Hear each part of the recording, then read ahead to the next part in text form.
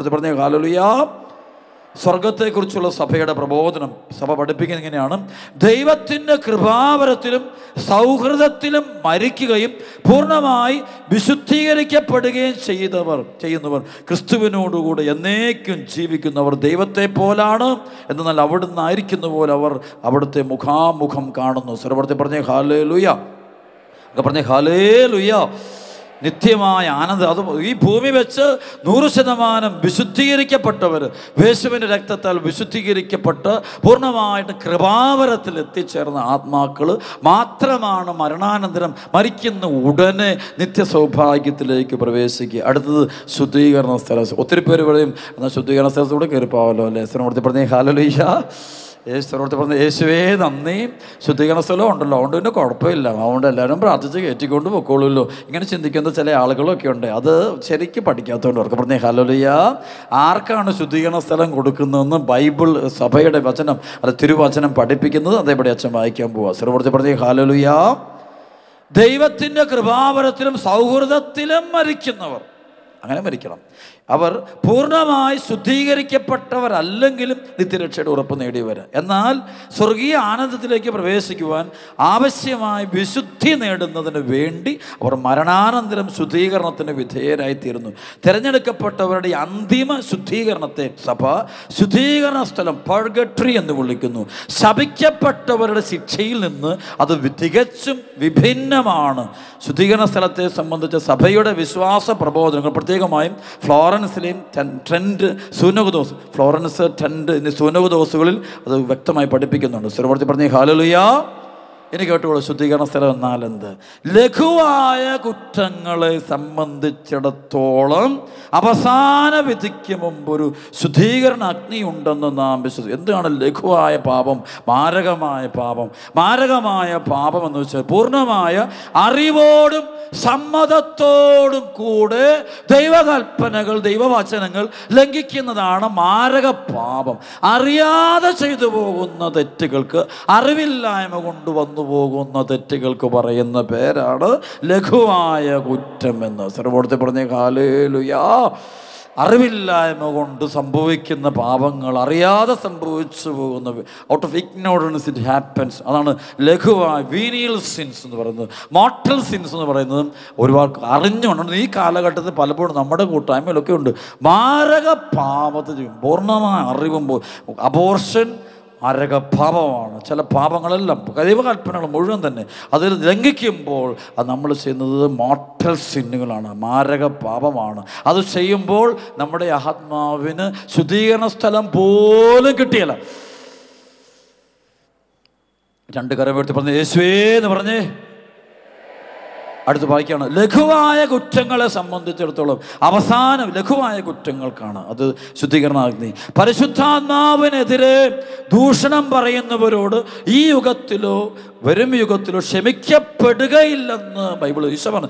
പരിശുദ്ധാത്മാവിനെതിരായിട്ട് തെറ്റ് ചെയ്താൽ അത് ഈ യുഗത്തിലോ വരാൻ പോകുന്ന യുഗത്തിലോ തെറ്റ്, അതായത് ക്ഷമിക്കപ്പെടുകയില്ലെന്ന് പരിശുദ്ധാത്മാവ് ബൈബിൾ എഴുതി വെച്ചിട്ടുണ്ട്. അപ്പോൾ അവൻ്റെ അർത്ഥം എന്താണ്? അപ്പം ചില പാപം, നമ്മുടെ സഭയുടെ ചില കുറ്റങ്ങൾ ഈ ഭൂമിയിൽ ക്ഷമിക്കപ്പെടാമെന്നും എന്നാൽ മറ്റു ചിലത് വരാനുള്ള യുഗത്തിലും ക്ഷമിക്കപ്പെടാതെയും ഇരിക്കാം എന്നും അവരുടെ അർത്ഥമാക്കുന്നുണ്ടെന്ന് തിരുസഭ പഠിപ്പിക്കുന്നു. രണ്ട് കരം ഉയർത്തി പറഞ്ഞേ ഹല്ലേലൂയ, ഹല്ലേലൂയ. 3. അപ്പോൾ ഇവിടെ ശുദ്ധീകരണ സ്ഥലം എന്നത് കൊണ്ടുപോകാൻ അനുഭവിക്കുക, അതായത് മരിച്ചപ്പോൾ പാപത്തിൽ ജീവിക്കാത്ത എന്ന് വെച്ചാൽ ലഘുപാപങ്ങൾ വരുന്ന, അതായത് ദൈവത്തോട് യേശുവിനോട് ഐക്യപ്പെട്ട് യേശുവിൽ വിശ്വസിച്ചൊക്കെ മരിക്കുന്ന ആത്മാക്കൾ, പക്ഷേ പൂർണ്ണമായിട്ട് ശുദ്ധീകരിക്കപ്പെട്ടിട്ടില്ല. അത് ചില അറിയാതെ വന്ന തെറ്റുകളുണ്ട്, അശുദ്ധിയുണ്ട്. അതിനുവേണ്ടിയുള്ള കാലയളവ് മാത്രമാണ് ശുദ്ധീകരണ സ്ഥലം എന്നാണ്. അല്ലാതെ മാരക പാപികളുടെ സ്ഥലം എന്ന് പറയുന്നത് അടുത്ത സ്ഥലമാണ്. സഭയുടെ വിശ്വാസം, സഭാപിതാക്കന്മാരും വിശുദ്ധാത്മാക്കളും പഠിപ്പിക്കുന്ന വചനമാണ് അച്ഛൻ പറഞ്ഞത്. അല്ലാതെ എൻ്റെ പ്രബോധനം അതിനകത്ത് എൻ്റെ ഒരൊറ്റ ഇല്ല. സർവ്വത്തിൽ പറഞ്ഞേ ഹല്ലേലൂയ. അടുത്തത് നരകം എന്ന സത്യത്തെക്കുറിച്ച്. നാം ദൈവത്തെ സ്വതന്ത്ര മനസ്സോടെ സ്നേഹിക്കുവാനായി നിശ്ചയിക്കപ്പെടുന്നില്ലെങ്കിൽ നമുക്ക് അവിടുത്തോട് ഐക്യപ്പെട്ടിരിക്കാൻ കഴിയും. എന്നാൽ അവിടുത്തേക്കെതിരായോ നമ്മുടെ അയൽക്കാരനെതിരായോ നമുക്ക് തന്നെ എതിരായോ മാരകമായ പാപം നാം ചെയ്താൽ, ഗൗരവമായ പാപം നാം ചെയ്താൽ നമുക്ക് ദൈവത്തെ സ്നേഹിക്കാൻ കഴിയുകയില്ല. സ്നേഹിക്കാത്തവൻ മരണത്തിൽ നിലനിൽക്കുന്നു. സഹോദരനെ വെറുക്കുന്നവൻ കൊലപാതകയാണ്. ഒരു കൊലപാതകയിലും നിത്യജീവൻ നിലനിൽക്കുന്നില്ലെന്ന് നിങ്ങൾക്കറിയാമല്ലോ. നമ്മുടെ കർത്താവിൻ്റെ സഹോദരങ്ങളായ ദരിദ്രരെയും പാവപ്പെട്ടവരുടെയും ആവശ്യങ്ങൾ നടത്തിക്കൊടുക്കുന്നതിൽ നാം പരാജയപ്പെട്ടാൽ അവിടുന്ന് നിന്ന് നാം വേർപെടുത്തപ്പെടുമെന്ന് അവിടുന്ന് നമുക്ക് മുന്നറിയിപ്പ് നൽകും. മനസ്തപിച്ച് ദൈവത്തിൻ്റെ കരുണാർദ്ര സ്നേഹം സ്വീകരിക്കാതെ മാരക പാപത്തിൽ മരിക്കുക എന്നതിൻ്റെ അർത്ഥം നമ്മുടെ സ്വതന്ത്രമായ തീരുമാനപ്രകാരം എന്നേക്കുമായി ദൈവത്തിൽ നിന്ന് വേർപെട്ട് നിൽക്കുക എന്നതാണ്. ദൈവത്തോടും വാഴ്ത്തപ്പെട്ടവരോടുമുള്ള സംസർഗത്തിൽ നിന്ന് സുനിശ്ചിതമായി നമ്മെ തന്നെ വേർപെടുത്തി നിർത്തുന്ന അവസ്ഥയെ നരകം എന്ന് വിളിക്കുന്നു. സ്വരപ്പെടുത്തി പറഞ്ഞേ ഹല്ലേലൂയ. വിശ്വസിക്കാനും മാനസാന്തരപ്പെടാനും ജീവിത അവസാനം വരെ വിസമ്മതിക്കുന്നവർക്ക് വേണ്ടി കരുതി വച്ചിട്ടുള്ള ശമിക്കാത്ത അഗ്നിയുടെ സ്ഥലമായ ഗഹന്നയ നരകത്തെക്കുറിച്ച് ഈശോ കൂടെ പറയുന്നുണ്ട്. ആത്മാവും ശരീരവും നഷ്ടപ്പെടുന്ന സ്ഥലമാണിത്. തൻ്റെ മാലാഹമാരെ താൻ അയക്കുമെന്നും അവർ തിന്മ പ്രവർത്തിക്കുന്ന എല്ലാവരെയും ഒരുമിച്ച് കൂട്ടുമെന്നും അവരെ തീച്ചൂളയിലേക്ക് എറിയുമെന്നും ശപിക്കപ്പെട്ടവരെ എന്നിൽ നിന്ന് അകന്ന് നിത്യാഗ്നിയിലേക്ക് അകന്നു പോകുവിനെന്ന് ശിക്ഷാവിധി പ്രസ്താവിക്കുമെന്നും യേശു താക്കീത് നൽകുന്നു. സ്വരപ്പെടുത്തി പറഞ്ഞ ഹല്ലേലൂയ. അടുത്തുകൂടെ നരകത്തിൻ്റെ അസ്തിത്വത്തെയും അതിൻ്റെ നിത്യതയും സഭയുടെ പ്രബോധനം സ്ഥിരീകരിക്കുന്നു. മാരക പാപത്തിൻ്റെ അവസ്ഥയിൽ മരിക്കുന്നവരുടെ ആത്മാക്കൾ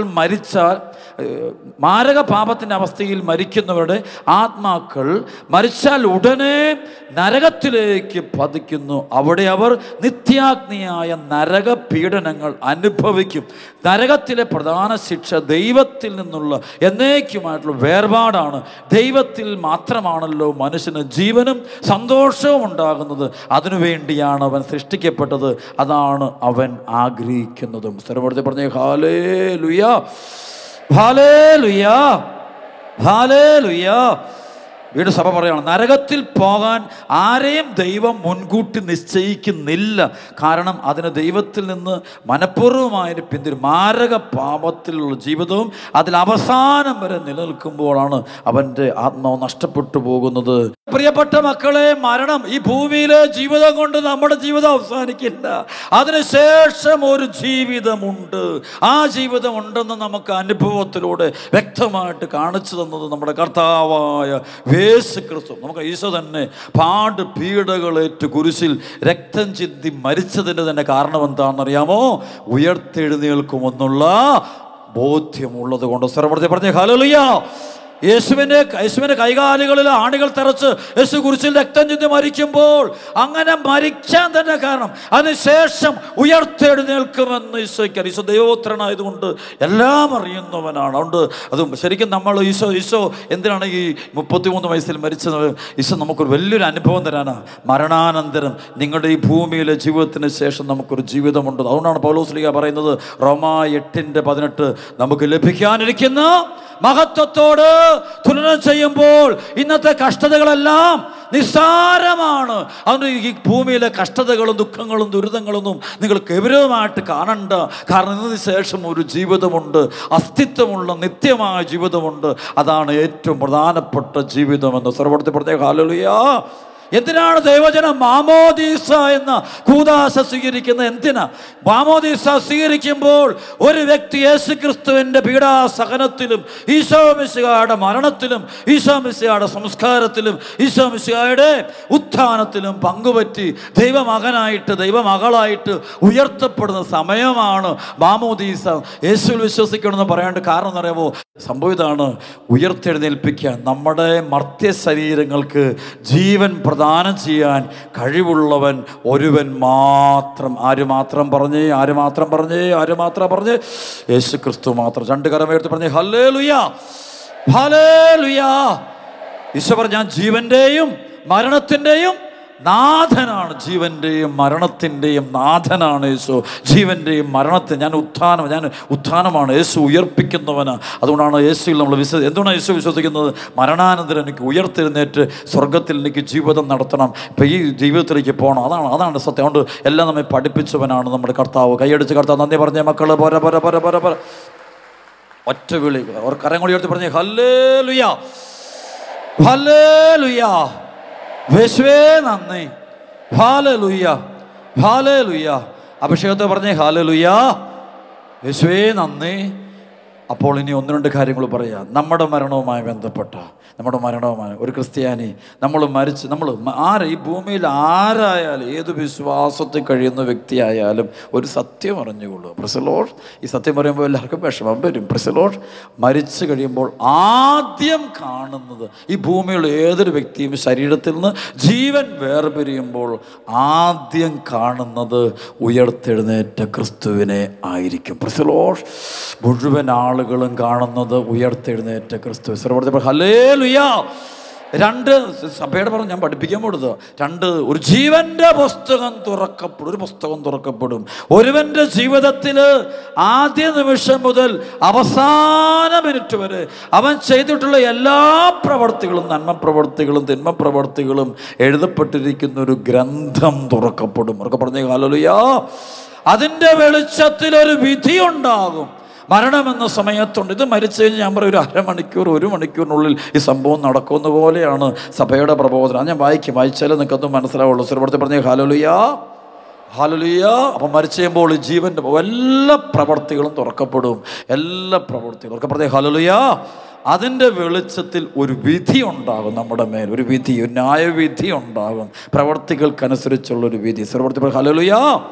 ഒന്നെങ്കിൽ നേരിട്ട് സ്വർഗം, അല്ലെങ്കിൽ ശുദ്ധീകരണത്തിലൂടെ സ്വർഗം, അല്ലെങ്കിൽ നിത്യ നരകം എന്ന് മൂന്ന് സംഭവം. സർവ്വത്തിൽ പറഞ്ഞ ഹല്ലേലൂയ. ഒന്നെങ്കിൽ നേരിട്ട് സ്വർഗം, അല്ലെങ്കിൽ ശുദ്ധീകരണത്തിലൂടെ സ്വർഗം, അല്ലെങ്കിൽ നേരിട്ട് നിത്യ നരകം എന്ന സംഭവമാണ് സുവിശേഷം. സഭയും നാം കത്തോലിക് ചർച്ച്, ഞാൻ വായിക്കാൻ പോകും, എനിക്ക് കേട്ടുകൊള്ളുക. ഇത് കാറ്റക്കിസം ഓഫ് ദി കാത്തലിക് ചർച്ചിൽ 1021, 1022 ഖണ്ഡികകൾ വായിക്കുക. ക്രിസ്തുവിൽ വെളിവാക്കപ്പെട്ട കൃപാവരത്തെ സ്വീകരിക്കുന്നതിനും തിരസ്കരിക്കുന്നതിനും സാധ്യമായ സമയം എന്ന നിലയിലുള്ള മനുഷ്യ ജീവിതത്തിന് മരണം അന്ത്യം കുറിക്കുന്നു. വിധിയെപ്പറ്റി പുതിയ നിയമം പറയുന്നു. ഒന്നാമതായി യേശുവിൻ്റെ രണ്ടാമത്തെ ആഗമന വേളയിൽ അവിടുന്നുമായുള്ള അന്തിമ സമാഗമത്തിൻ്റെ പശ്ചാത്തലത്തിൽ. എന്നാൽ ഓരോ വ്യക്തിയും ശ്രദ്ധിച്ചോണം, പ്ലീസ് എല്ലാവരും ശ്രദ്ധിക്കണേ വാക്ക്. ഓരോ വ്യക്തിയും മരണം കഴിഞ്ഞ് ഉടനെ തന്നെ അവൻ്റെ പ്രവർത്തികൾക്കും വിശ്വാസത്തിനും അനുസൃതമായി പ്രതിഫലം സ്വീകരിക്കുമെന്ന് സഭ ഉറപ്പിച്ച് പഠിപ്പിക്കുന്നുണ്ട്. ദരിദ്രനായ ലാസറിൻ്റെ ഉപമയും ക്രിസ്തു കുരിശിൽ കിടന്ന നല്ല കള്ളനോട് പറഞ്ഞ വാക്കുകളും അതുപോലെ തന്നെ പുതിയ നിയമത്തിലെ മറ്റു പല ഭാഗങ്ങളും ആത്മാവിൻ്റെ ഭാഗധേയത്വത്തെ പറ്റി ഓരോരുത്തർക്കും വ്യത്യസ്തമായിരിക്കാവുന്ന അന്തിമ ഭാഗധേയത്വത്തെ പറ്റി പറയുന്നുണ്ട്. സർവ്വത്തിൽ പറഞ്ഞേ ഹല്ലേലൂയ, ഹല്ലേലൂയ. ഓരോരുത്തർക്കും വ്യത്യസ്തമായ അന്തിമ ഭാഗധേയത്വം, അതായത് മരണാനന്തരം ഓരോരുത്തർക്കും വ്യത്യസ്തം. എന്താണ് ഈ വ്യത്യസ്തം? അടുത്ത് പറയും. ഓരോ മനുഷ്യനും, കേട്ടോണം, ഓരോ മനുഷ്യനും, അത് ഏത് ഭാഷക്കാരനോ ഏത് വിശ്വാസിയെന്നോ ഒന്നും ഇവിടെ പറയുന്നില്ല. ഓരോ മനുഷ്യനും തൻ്റെ മരണത്തിൻ്റെ നിമിഷത്തിൽ തന്നെ സ്വജീവിതത്തെ ഉദ്ധിതനായ ക്രിസ്തുവിനോട് ബന്ധപ്പെടുത്തി തൻ്റെ അമർത്യമായ ആത്മാവിൽ, മരിച്ചു പോകുകയില്ലാത്ത, ഇല്ലാതായി തീരുകയില്ലാത്ത ആത്മാവിൽ, അത് അമർത്യമായ ആത്മാവ്, മർത്യമായ ശരീരവും അമർത്യമായ ആത്മാവ്. സർവ്വത്തിൽ പറഞ്ഞ ഹല്ലേലൂയ. അമർത്യമായ ആത്മാവിൽ തൻ്റെ ശാശ്വതമായ പ്രതിഫലം സ്വീകരിക്കുന്നു. ഒരു ശുദ്ധീകരണ പ്രക്രിയയിലൂടെയോ നേരിട്ടോ സ്വർഗ സൗഭാഗ്യത്തിലേക്കുള്ള പ്രവേശനം, അല്ലെങ്കിൽ നേരിട്ടുള്ളതും ശാശ്വതവുമായ ശിക്ഷയിലേക്കുള്ള പ്രവേശനം. സർവ്വത്തിൽ പറഞ്ഞ ഹല്ലേലൂയ. ഇതിന് പറയുന്ന പേരാണ് തനതു വിധി. മരിച്ചു കഴിഞ്ഞ ഉടനെ തന്നെ വിധിയുണ്ട്. അപ്പോൾ ഈ ഭൂമിയിൽ ഞാൻ ദൈവത്തിന് ഇഷ്ടപ്പെട്ട ജീവിതം, വചനാധിഷ്ഠിതമായ ജീവിതം, വിശുദ്ധിയുടെ ജീവിതം, പുണ്യത്തിൻ്റെ ജീവിതം, ക്രിസ്തുവിന് ചേർന്നുള്ള ജീവിതം, ദൈവരാജ്യത്തിൻ്റെ ജീവിതം, ദൈവവചനാധിഷ്ഠിതമായ ജീവിതമാണ് ഞാൻ നയിക്കുന്നത് എങ്കിൽ, പുണ്യവാന്മാർ ഈ ഭൂമി ജീവിച്ചതുപോലെ, വിശുദ്ധാത്മാക്കൾ ജീവിച്ചതുപോലത്തെ ജീവിതമാണ് ഞാൻ നയിക്കുന്നെങ്കിൽ മാത്രമേ മരിക്കുന്ന സമയത്ത് എൻ്റെ ആത്മാവിന് നിത്യജീവിതത്തിൽ പറുദീസായിലേക്ക്, സ്വർഗത്തിൽ സ്വർഗത്തിലേക്ക് പ്രവേശിക്കുവാനായിട്ട് സാധിക്കുകയുള്ളൂ. അന്ത്യവിധി എന്നുള്ളത് അത് സംഭവിക്കൂ. അത് സഭയുടെ പ്രബോധനത്തിൽ അന്ത്യവിധി എന്നൊരു സംഭവമുണ്ട്, അന്ത്യവിധിയുണ്ട്. ലോകാവസാനവും യേശുവിൻ്റെ രണ്ടാമത്തെ ആഗമനവും ലോകാവസാനവും അന്ത്യവിധി എന്നൊരു സംഭവം. അത് എന്നാണെന്ന് ഒരിടത്തും പറഞ്ഞിട്ടില്ല. ഈശോ പറഞ്ഞിട്ടുണ്ട്, പുത്രന് പോലും അത് അറിഞ്ഞുകൂടും. അവർക്ക് പറഞ്ഞേ ഹല്ലേലൂയ, ഹല്ലേലൂയ. പക്ഷെ ആ സംഭവം ഉണ്ടാകുമെന്ന് തിരുവചനത്തിലും സഭയുടെ പ്രബോധനത്തിലുമുണ്ട്. അന്ത്യവിധിയിൽ എന്താ സംഭവിക്കുന്നത് അറിയാവോ?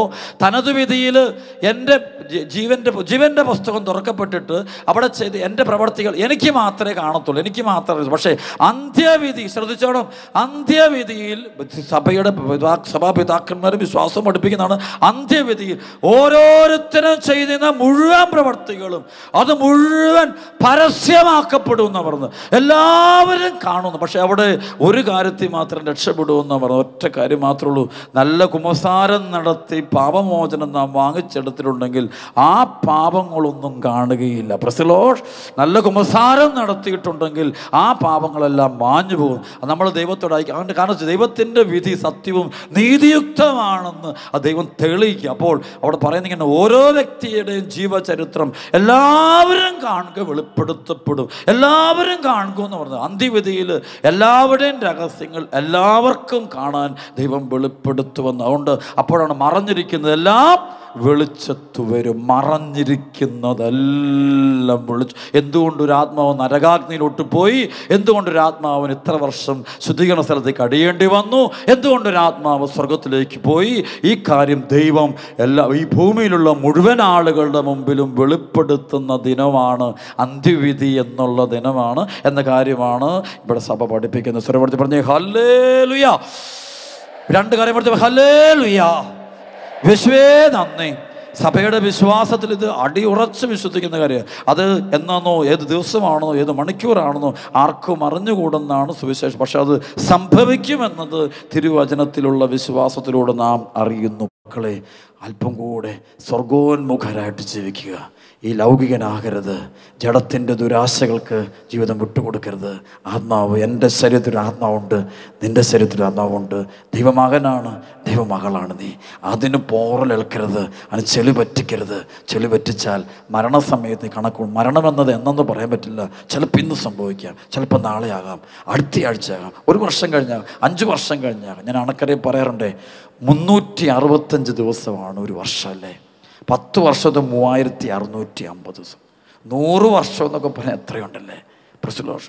36,000 ദിവസമുള്ളൂ. 100 വർഷം എന്ന് പറഞ്ഞാൽ 36,000-ഓളം ദിവസം. Praise the Lord. യേശുവേ നന്ദി. സർവ്വത്തെ ഹല്ലേലൂയ. 50 വയസ്സൊക്കെ ജീവിക്കുമ്പോൾ എത്ര? 15,000-ഓളം ദിവസം, അല്ലെങ്കിൽ 13, അത്രയൊക്കെ ഉള്ളൂ. ഇത്രയും കാലമൊക്കെ ഉള്ളൂ നമ്മുടെയൊക്കെ ജീവിതമേ. അപ്പോൾ അത്രയേ ഉള്ളൂ. ഇത്രയും ദിവസത്തിന് വേണ്ടി 20 വർഷം ജീവിക്കുമ്പോൾ 7,300 ദിവസമുള്ളൂ. ആ 14,600 ദിവസമാണ്. 40 വർഷം എനിക്ക് ആയുസ്സുണ്ടെങ്കിൽ അത്ര അല്ല, 20,000 ദിവസങ്ങളേ ഉള്ളൂ. ആ ദിവസത്തിൻ്റെ ഒരു ബന്ധമുള്ളൂ ഈ ഭൂമി വസ്തുക്കളും ആളുകളുമായിട്ട്. പക്ഷെ അതിനുശേഷം കോടാനുകോടി വർഷം ജീവിക്കേണ്ട ഒരു ജീവിതമുണ്ട് നിത്യതയിലും. അത് നമുക്ക് ആഗ്രഹിച്ച് ജീവിക്കാം, അതിനുവേണ്ടി ഒരുങ്ങാം. അതുകൊണ്ട് കുമ്പസാരം വിശുദ്ധിയിലുള്ള ജീവിതത്തിന് 1-ാം സ്ഥാനം കൊടുക്കും. പണം, പേര്, പെരുമ, പ്രശസ്തി, സുഖം അതിന് വലിക്ക് പോകരുതേ എന്ന് കേണ് പ്രാർത്ഥിക്കുന്നു. ദൈവം അനുഗ്രഹിക്കട്ടെ.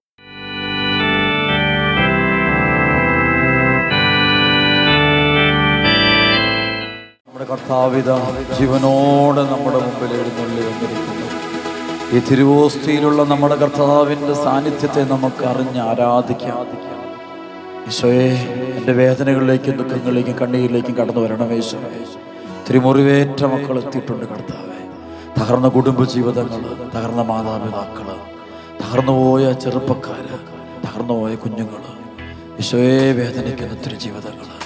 ചില പാപത്തിൻ്റെ സ്വാധീനം അവരെ വല്ലാതെ വേദനിപ്പിക്കുന്നു. വിശ്വാസം നഷ്ടപ്പെട്ടു പോയ മക്കൾ, ഭൗതികതയ്ക്ക്, സുഖത്തിന്, പണത്തിന് ജീവിതം വിട്ടുകൊടുത്ത മക്കൾ, സമർപ്പിച്ച മക്കൾ, അടിയറ വെച്ച മക്കൾ, പേരിനും പിറമയ്ക്കും പ്രശസ്തിക്കും അടിയറ വെച്ച ജീവിതങ്ങൾ. ദൈവമേ, അവർക്ക് എല്ലാവർക്കും സുബോധം കൊടുക്കണമേ. നിത്യതയെക്കുറിച്ചുള്ള ബോധം കൊടുക്കണമേ. സ്വർഗീയ ജീവിതത്തെക്കുറിച്ചുള്ള ബോധ്യം കൊടുക്കണമേ. മരണാനന്തര ജീവിതത്തിലുള്ള ബോധ്യം കൊടുക്കണമേ. വിശുദ്ധരെ പോലെ ജീവിക്കുവാനുള്ള കൃപ കൊടുക്കണമേ. വിശുദ്ധരെ ചിന്തിച്ചതുപോലെ ചിന്തിക്കുവാനുള്ള കൃപ കൊടുക്കണമേ. ആത്മീയ ജ്ഞാനം കൊടുക്കണമേ. ദൈവിക ജ്ഞാനം കൊടുക്കണം. കണ്ണുനീരെന്നു മാറുമോ, വേദനകളെന്ന് തീരുമോ, കണ്ണുനീരെന്നു മാറുമോ, വേദനകളെന്ന് തീരുമോ, കഷ്ടപ്പാടിൻ കാലങ്ങളിൽ രക്ഷിപ്പാനായി നീ വരണേ, കഷ്ടപ്പാടിൻ കാലങ്ങളിൽ രക്ഷിപ്പാനായി നീ വരണേ, കണ്ണുനീരെന്നു മാറുമോ, വേദനകളെന്നു തീരുമോ, കണ്ണുനീരെന്നു മാറുമോ, വേദനകളെന്നു തീരുമോ. രണ്ട് കരമുയർത്തി ഈശോയെ വിളിക്കട്ടെ. ഈശോ ഹല്ലേലൂയ ഹല്ലേലൂയ.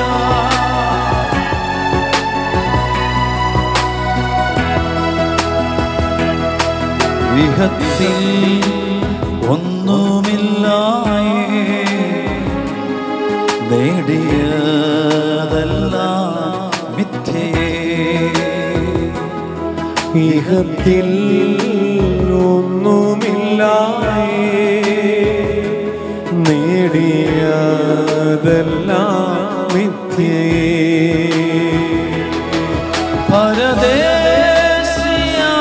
പരദേശിയാണുലകിൽ ഇവിടെന്തെന്നും അന്യനല്ലോ,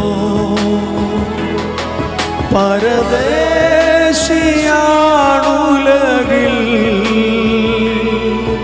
ഇവിടെന്നും അന്യനല്ലോ, കണ്ണുനീരെന്നു മാറുമോ, വേദനകളെന്നു തീരുമോ, കണ്ണുനീരെന്നു മാറുമോ, വേദനകളെന്നു തീരുമോ. സമർപ്പിച്ചുകൊണ്ട് ഈശോയെ കരങ്ങൾ ഉയർത്തി വിളിക്കുന്നു. ഈശോ ഹല്ലേലൂയ.